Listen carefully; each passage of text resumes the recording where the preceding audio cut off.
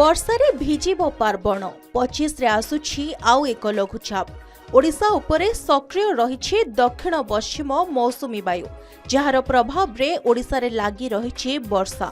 आसंता 25 और 26 तारीख आड़को बंगोपसागर रे एक लघुचाप सृष्टि होई पारे बोली आकलन करिछि भुवनेश्वर आंचलिक पाणीपाग विज्ञान केन्द्र।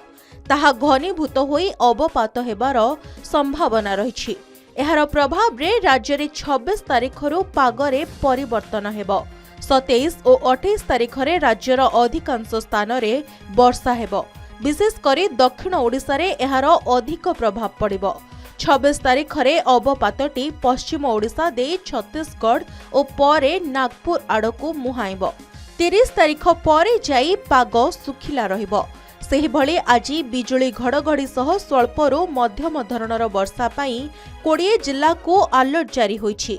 विभिन्न स्थान रे कां भां वर्षा हेउतबा बेले किछि किछि स्थान रे प्रबल वर्षार संभावना रहिछि। आजी पूरा राज्य को अलर्ट जारी करा जायछि। प्रबल वर्षा पाई 6 जिला को अलर्ट जारी होईछि। सुंदरगढ़, झारसुगुड़ा, संबलपुर, देवगढ़, केन्दुझर एवं मयूरभंज रे प्रबल वर्षा नै सतर्क करा जायछि।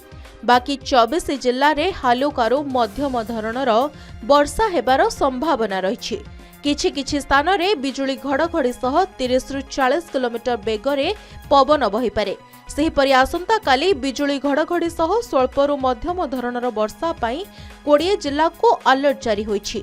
18 और 19 तारीख रे प्रबलरू अति प्रबल वर्षा ने पूर्वानुमान करिछि पाणीपाग विज्ञान केन्द्र। ब्यूरो रिपोर्ट, के न्यूज ओडिशा।